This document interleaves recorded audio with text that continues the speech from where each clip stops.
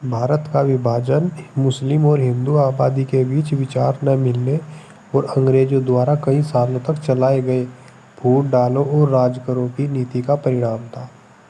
1947 में भारत का विभाजन, जिसके परिणामस्वरूप दो स्वतंत्र राज्यों का निर्माण हुआ, भारतीय राष्ट्रीय आंदोलन के दौरान कई घटनाओं का परिणाम था। अंग्रेजों की फूट डालो और राज करो की नीति अपने शुरुआती दौर में तत्कालीन भारतीय राजाओं के बीच तनाव पैदा करने से लेकर 20वीं सदी में भारतीय सामाजिक संरचना स्तर तक विकसित हुई। इस रणनीति ने भारत में सांप्रदायिकता की जड़ें जमा दी, जिसे बाद में 1940 के दशक में जिन्ना और लीग ने मुसलमानों के लिए एक अलग देश पाकिस्तान के रूप में विकसित किया। भारत के विभाजन से उत्पन्न विभिन्न परिणामों में से भारत के धर्मनिरपेक्ष ताने बाने पर हुआ हमला सबसे विनाशकारी और गहरा है। भारत के विभाजन के कारण कौन कौन से हैं? धार्मिक आधार पर भारत के विभाजन के कारण सांप्रदायिकता और द्विराष्ट्रीय सिद्धांत या द्वितीय सेकंड वर्ल्ड वॉर के दौरान की विभिन्न घटनाएं थी, लेकिन सबसे बुनियादी कारण सामाजिक और आर्थिक कारक थे। ब्रिटिश फूट डालो और राज करो की नीति अंग्रेजों ने भारत में राष्ट्रवादी आंदोलन को कमजोर करने के लिए इस नीति का इस्तेमाल किया। इस रणनीति ने कुछ उदाहरण मैं आपको बताता हूँ। मुस्लिम लीग की स्थापना में इसका प्रयोजन किया। 1909-1919 में पृथक निर्वाचन क्षेत्र की शुरुआत तथा 1932 में सांप्रदायिक पंचायत की शुरुआत। सेकेंड वर्ल्ड वॉर के दौरान लीग को निहित वीटो प्रदान करना। कैबिनेट मिशन योजना में सामूहिकरण का इसका जो विचार और मानदंड आदि। भारत में सांप्रदायिकता का विकास। 19वीं सदी के अंत में भारत में सांप्रदायिकता का उदय हुआ और इसके कई कारण थे। दुर्भाग्य से इसकी परिणति धार्मिक आधार पर भारत के विभाजन के रूप में हुई।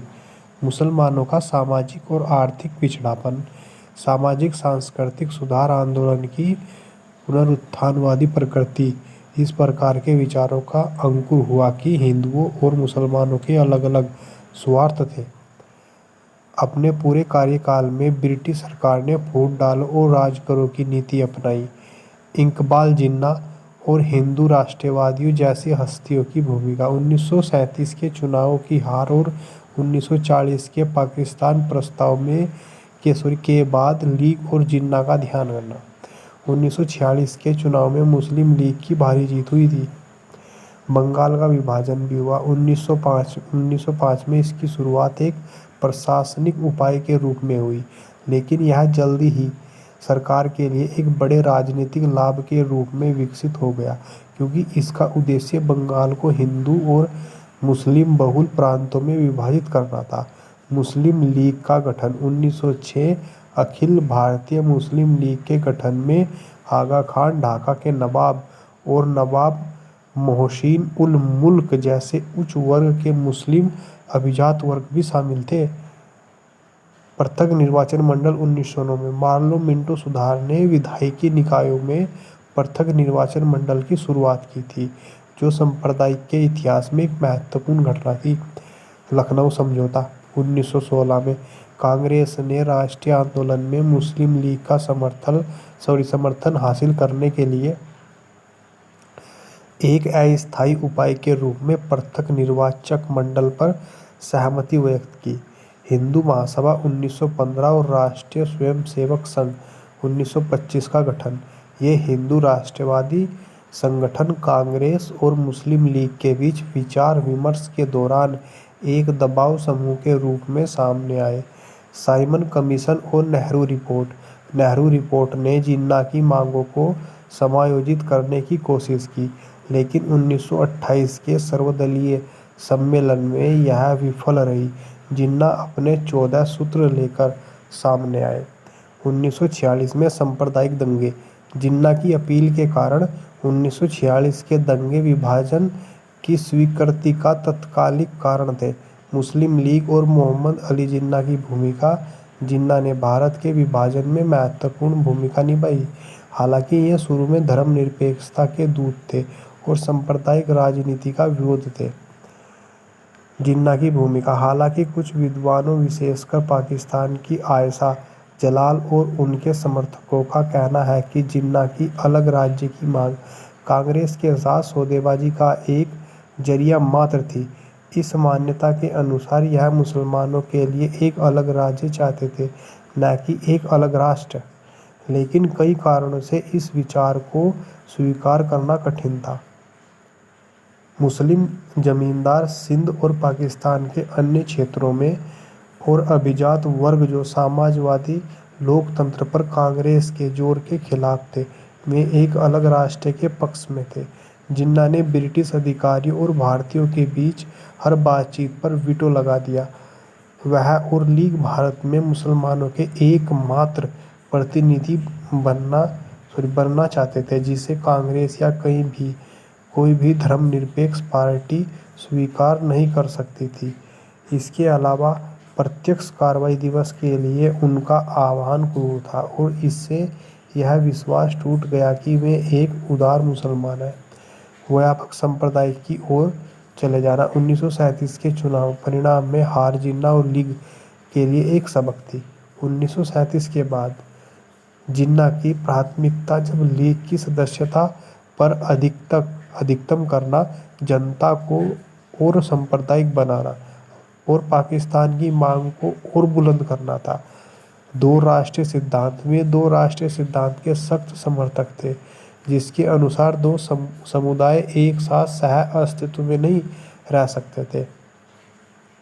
भारत में यह विचार अलीगढ़ विचारधारा द्वारा अंकुरित हुआ, जिसका समर्थन 1930 के दशक में इकबाल और कुछ हिंदू राष्ट्रवादियों ने किया और जिन्ना ने इसका उपयोग भी किया। मुसलमानों की सामाजिक और आर्थिक स्थिति पर हवाला देते हुए और स्वतंत्रता के बाद हिंदू प्रभुत्व का भय पैदा करते हुए जिन्ना ने अपने सांप्रदायिक विचार में उत्कृष्टता हासिल की। यह 1946 के चुनाव में मुस्लिम सीटों पर मुस्लिम लीग की जीत से स्पष्ट है। सामाजिक आर्थिक कारक। 19वीं और 20वीं सदी में विभिन्न सामाजिक धार्मिक कारकों ने पृथक मुस्लिम मातृभूमि की मांग और भारत के विभाजन में योगदान किया।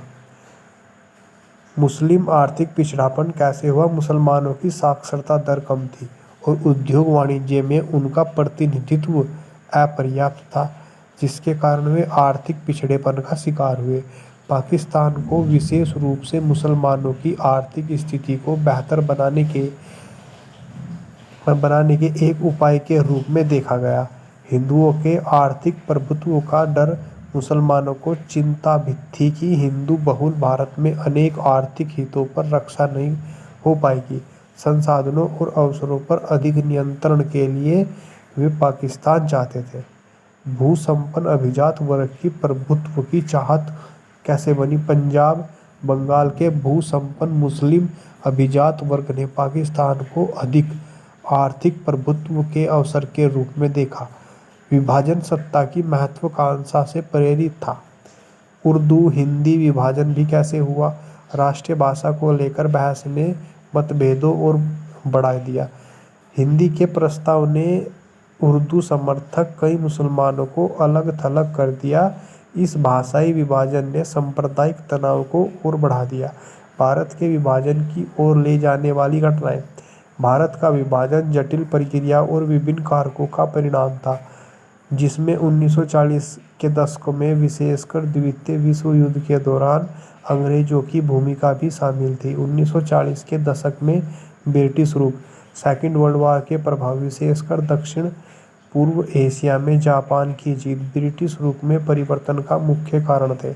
जब उन्हें युद्ध के लिए भारतीय समर्थन की आवश्यकता थी, लेकिन साथ ही उन्होंने जिन्ना की पाकिस्तान की मांग का समर्थन करने में भी संकोच नहीं किया। लिन लिथगो और अन्य वायसराय ने संवैधानिक सुधारों के साथ साथ सत्ता हस्तांतरण के लिए वार्ता के प्रत्येक दौर में मुस्लिम लीग को अप्रत्यक्ष रूप से वीटो शक्ति प्रदान की।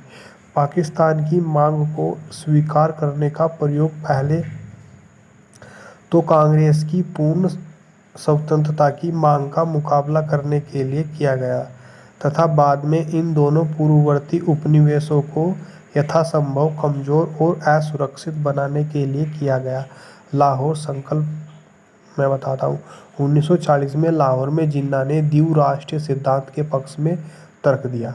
ए.के. फजल उल हक ने आम अधिवेशन में एक प्रस्ताव पेश किया जिसे लाहौर प्रस्ताव के नाम से जाना गया। यह एक औपचारिक घोषणा थी जिसमें एक अलग मुस्लिम राज्य के निर्माण की मांग की गई थी। पाकिस्तान शब्द का प्रयोग चौधरी रहमत अली ने 1930 के दशक में किया था, जब वे कैम्ब्रिज विश्वविद्यालय में अध्ययन कर रहे थे। क्रिप्स मिशन 1942 में आया था। अगस्त प्रस्ताव की विफलता और सेकेंड वर्ल्ड वॉर के दौरान इंडियन का समर्थन प्राप्त करने की आवश्यकता की पृष्ठभूमि में 3 ब्रिटिश कैबिनेट सदस्यों पैथिक लॉरेंस, स्टैफोर्ड क्रिप्स और ए.वी. अलेक्जेंडर का एक मिशन भारत में भेजा गया। क्या प्रस्ताव आया? भारत को डोमिनियन स्टेट प्रदान करना जिसे वह राष्ट्रमंडल और संयुक्त राष्ट्र के साथ अपने संबंधों पर निर्णय लेने के लिए स्वतंत्र होगा। सेकेंड वर्ल्ड वॉर के बाद एक नए संविधान का मसौदा तैयार करने के लिए केवल भारतीयों से मिलकर एक संविधान सभा का गठन किया जाएगा, जिसके सदस्य आंशिक रूप से निर्वाचित प्रांतों से और आंशिक रूप से मनोनीत रियासतों से होंगे। जो प्रांत डोमिनियन में शामिल होने के लिए तैयार नहीं था, वह अपना संविधान सहित एक अलग संघ बना सकता था। संविधान सभा और ब्रिटिश सरकार अल्पसंख्यकों के अधिकारों की रक्षा करेंगे। जब तक संविधान का मसौदा तैयार नहीं हो जाता, भारत की रक्षा और गवर्नर जनरल की शक्तियों पर ब्रिटिश एकाधिकार बरकरार रहेगा। असफलता कैसी रही? कांग्रेस ने डोमिनियन दर्जा और प्रांतों की स्वतंत्रता के प्रस्ताव को अस्वीकार कर दिया, जिसके परिणाम भारत का विखंडन हो जाना था। लीग ने इसे अस्वीकार कर दिया क्योंकि इसमें पाकिस्तान के कोई स्पष्ट रियासत नहीं दी गई थी। राजगोपालचारी फॉर्मूला 1944 को था। वो क्या फॉर्मूला था? वो राजगोपालचारी फॉर्मूले के मुख्य बिंदु मैं बताता हूँ। मुस्लिम लीग ने कांग्रेस की स्वतंत्रता की मांग का समर्थन किया और केंद्र में एक अस्थायी सरकार बनाने के लिए मिलकर काम किया। युद्ध के बाद पूर्ण मुस्लिम बहुमत वाले जिलों को सीमांकन करने के लिए एक आयोग नियुक्त किया जाएगा और उन क्षेत्रों में गैर मुस्लिमों सहित एक अलग राज्य की इच्छा के संबंध में चुनाव आयोजित किया जाएंगे। यदि विभाजन स्वीकार किया जाए तो रक्षा, वाणिज्य, संचार आदि का संयुक्त प्रबंधन किया जाएगा। गांधी की और जिन्ना की क्या वार्तालाप हुई, क्या बातचीत हुई? सितंबर 1944 में गांधी ने जिन्ना से मिलकर प्रस्ताव प्रस्तुत किए, लेकिन वार्ता असफल घोषित कर दी गई। देसाई लियाकत समझौता 1945 में था। यह लीग को खुश करने और राजनीतिक गतिरोध से बाहर निकलने का एक प्रयास था। न तो कांग्रेस और न ही लीग ने औपचारिक रूप से इस प्रस्ताव पर समर्थन किया। सेंट्रल विधानमंडल में दोनों दलों द्वारा समान संख्या में लोगों का नामांकन। केंद्रीय विधानमंडल में अल्पसंख्यकों के लिए 20% सीटें आरक्षित।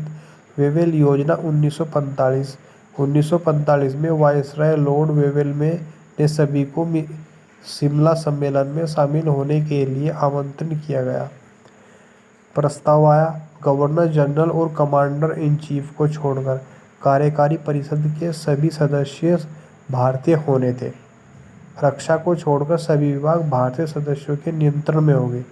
प्रस्तावित 14 सदस्यीय कार्यवाही परिषद में मुसलमानों को 6 पद दिए गए, जबकि उनकी संख्या कुल संख्या का केवल 25% ही है। ये भी असफलता हासिल की। जिन्ना ने कहा कि केवल मुस्लिम लीग को ही भारतीय मुसलमानों का प्रतिनिधित्व करने का अधिकार है। कांग्रेस ने कहा कि मुस्लिम लीग को कार्यवाही परिषद में किसी भी मुस्लिम को नियुक्त करने का कोई भी अधिकार नहीं है। चुनाव हुआ 1945-1946 का। कांग्रेस और लीग के बीच संघर्ष 1945 में चुनाव हुए। लीग ने लीग के लिए बड़ी जीत हासिल हुई। लीग ने 86.6% मुस्लिम वोट प्राप्त करके सेंट्रल विधानसभा में सभी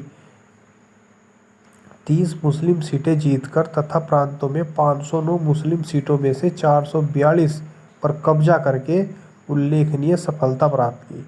लेकिन इसने कांग्रेस के हाथों में NWMP और असम को खो दिया और पंजाब के यूनियनिस्टों को हटाने के में विफल रही। कांग्रेस ने सामान्य गैर मुस्लिम निर्वाचन क्षेत्रों में भारी जीत हासिल की। 91.3% वोट हासिल किए। केंद्रीय विधानसभा में 102 में से 57 सीटें जीती और सिंध, पंजाब, बंगाल को छोड़कर सभी प्रांतों ने बहुमत प्राप्त किए। कैबिनेट मिशन 1946 और उसके बाद 1946 में कैबिनेट मिशन भारत पहुंचा और सभी प्रमुख राजनीतिक दलों के नेताओं के साथ बातचीत की और फिर भारत में संघीय सरकार की स्थापना की और अपनी योजना का प्रस्ताव रखा। इसने पाकिस्तान की मांग को खारिज कर दिया और इसके स्थान पर ब्रिटिश प्रांतों के साथ साथ देशी रियासतों को मिलाकर एक भारतीय संघ का प्रस्ताव रखा। पाकिस्तान को अस्वीकार करते हुए इसने समूहीकरण की अवधारणा प्रस्तुत की, जहां प्रांत और रियासतें संघ के अंतर्गत समूह बनाने के लिए स्वतंत्र थी तथा उन्हें महत्वपूर्ण स्वायत्तता प्राप्त थी। शुरू में इनकार करने के बाद कांग्रेस ने सितंबर 1946 में केंद्र में सरकार बनाई, लेकिन लीग ने इसका हिस्सा बनाने से इनकार कर दिया। जिन्ना ने 16 अगस्त 1946 को पाकिस्तान की मांग को लेकर प्रत्यक्ष कार्रवाई दिवस का आह्वान किया था। इस आह्वान के कारण पूरे देश में व्यापक सांप्रदायिक दंगे भड़क उठे, जिसके परिणामस्वरूप पहले ही दिन अकेले कोलकाता में लगभग 5000 लोग मारे गए और इसके बाद नोखावली और बिहार जैसे अन्य इलाकों में भी दंगे भड़क उठे। माउंटबेटन योजना और भारत विभाजन के साथ स्वतंत्रता। लॉर्ड माउंटबेटन को भारत का वायसराय नियुक्त किया गया।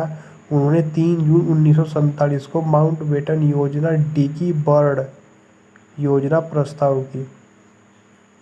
गांधी जी के कड़े विरोध के बावजूद सभी दलों ने विभाजन पर सहमति व्यक्त की, जिसके परिणामस्वरूप ब्रिटिश संसद में 1947 का भारतीय स्वतंत्रता अधिनियम पारित हुआ। विभाजन के साथ स्वतंत्रता। इसने 2 स्वतंत्र राज्यों भारतीय संघ और पाकिस्तान का निर्माण किया। इसने भारत के वायसराय और राज्य सचिव के पद को समाप्त कर दिया। इसने प्रत्येक डोमिनियन के लिए गवर्नर जनरल की व्यवस्था की और माउंटबेटन स्वतंत्र भारत के पहले गवर्नर जनरल थे और जिन्ना पाकिस्तान के पहले गवर्नर जनरल थे। रियासतें किसी भी अधिराज्य में शामिल होने या स्वतंत्र रहने के लिए स्वतंत्र थी। संविधान सभा को मसौदा संविधान मुस्लिम बहुल क्षेत्रों पर लागू नहीं होगा, क्योंकि वे पाकिस्तान बन जाएंगे, जो अपनी अलग संविधान सभा तय करेंगे। बंगाल और पंजाब की विधानसभाओं ने विभाजन के पक्ष में मतदान किया, जिसके परिणाम स्वरूप इन दोनों प्रांतों को धार्मिक आधार पर विभाजित करने का निर्णय लिया गया। सिंध की विधानसभा ने पाकिस्तान में शामिल होने का निर्णय लिया। पश्चिमी सीमांत प्रांत NWFP दोनों में से किसी एक डोमिनियन के साथ जाने के लिए जनमत संग्रह कराना था। खान अब्दुल गफ्फार खान के इनकार और बहिष्कार के बावजूद उसने पाकिस्तान में शामिल होने का फैसला किया। सीमा आयोग सर सिरिल रैडक्लिफ की अध्यक्षता में इसकी स्थापना दोनों देशों के बीच अंतर्राष्ट्रीय सीमाओं का सीमांकन करने और बंगाल और पंजाब को 2 अलग-अलग राष्ट्रों में विभाजित करने के लिए की गई थी। कांग्रेस ने समाज के सभी वर्गों का एक साथ लाने का प्रयास किया, लेकिन पृथक निर्वाचिका जिन्ना की हठधर्मिता और लीग पर सांप्रदायिकता प्रतिक्रियावादी पकड़ के कारण उपमहाद्वीप का विभाजन हुआ। कांग्रेस या जो जिन्ना उनके अलगाववादी सपने को त्यागने के लिए राजी करने में विफल रही, या फिर अंग्रेजों को यह समझाने में भी विफल रही कि वे जिन्ना को उस रास्ते पर चलने में मदद न करें। कांग्रेस ने पहले लखनऊ समझौते, एनसीएम खिलाफत के अभिसरण आदि के माध्यम से मुस्लिम लीग को समायोजित करने की कोशिश की, लेकिन बाद में विशेष रूप से सेकेंड वर्ल्ड वॉर के दौरान समायोजित करने में विफल रही। कांग्रेस मुस्लिम जनता तक पहुंचने में असमर्थ थी और इसलिए उसने अनिच्छा से भारतीय मुसलमानों के बहुमत की अपने लिए एक राष्ट्र बनाने की इच्छा को स्वीकार कर लिया, भले ही यह मांग तर्कहीन और सांप्रदायिक थी। सरदार वल्लभ भाई पटेल और उसके बाद नेहरू और कई कांग्रेस नेताओं ने जिन्ना द्वारा प्रत्यक्ष कार्रवाई दिवस के आह्वान के कारण क्रूर हिंसा को समाप्त करने के लिए विभाजन की अनिवार्यता को स्वीकार किया। गांधी जी ने अंत तक भारत के विभाजन का विरोध किया, लेकिन अंततः उन्हें अपरिहार्य का स्वीकार करना पड़ा। जब कांग्रेस कार्य समिति ने 3 जून की योजना माउंटबेटन योजना को स्वीकार किया तो खान अब्दुल गफ्फार खान और मौलाना आजाद 2 असंतुष्ट नेता थे। कांग्रेस और गांधी जी ने द्विराष्ट्रीय सिद्धांत को स्वीकार किया बिना भारत के विभाजन को स्वीकार कर लिया। इससे स्पष्ट है कि स्वतंत्रता के बाद भारतीय राजनीति की प्रकृति, चाहे वह प्रत्यक्ष हो या अप्रत्यक्ष हो, धर्मनिरपेक्ष रही है। भारत विभाजन के परिणाम इस विभाजन ने मुस्लिम बहुल पाकिस्तान और हिंदू बहुल धर्मनिरपेक्ष भारत के रूप में स्वतंत्र राष्ट्रों का निर्माण किया, जिससे बंगाल और पंजाब प्रांत धार्मिक आधार पर अलग हो गए। इसने दंगों, बड़े पैमाने पर जनहानि और पलायन की एक विशाल लहर को जन्म दिया। लगभग 15 मिलियन लोग इन क्षेत्रों की ओर चले गए जिन्हें वे सुरक्षित मानते थे। मुसलमान पाकिस्तान की ओर चले गए, जबकि हिंदू और सिख भारत की ओर। दोनों पक्षों में सामूहिक हत्याएं, अत्याचार, लगभग 1 या 2 मिलियन लोग मारे गए।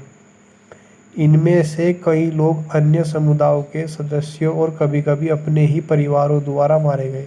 साथ ही शरणार्थी शिविरों में फैलने वाली संक्रामक बीमारियों के कारण भी मारे गए। महिलाओं के विरुद्ध हिंसा हुई, महिलाओं का अपहरण किया गया, उनके साथ बलात्कार किया गया, सार्वजनिक रूप से अपमानित किया गया तथा कई महिलाओं को अपनी पवित्रता की रक्षा के लिए आत्महत्या करने पर मजबूर किया गया। आर्थिक संसाधनों के संदर्भ में प्रभाव भी पड़े। भारत जूट और कपास से वंचित हो गया और पाकिस्तान ईंधन से वंचित हो गया। शरणार्थियों की समस्या, दोनों राज्यों को विभाजन के साथ बाद शरणार्थियों को समायोजित करने और पुनर्वास करने में भारी समस्याओं का सामना करना पड़ा, जिनकी संख्या तब बढ़ गई जब 1947-1948 में पाकिस्तान ने अवैध रूप से जम्मू कश्मीर पर कब्जा करने की कोशिश की। शत्रुता और संदेह, विभाजन के कारण हुई हिंसा की विरासत ने दोनों देशों के बीच शत्रुता और संदेह का माहौल पैदा कर दिया, जो आज भी संबंधों को प्रभावित करता है।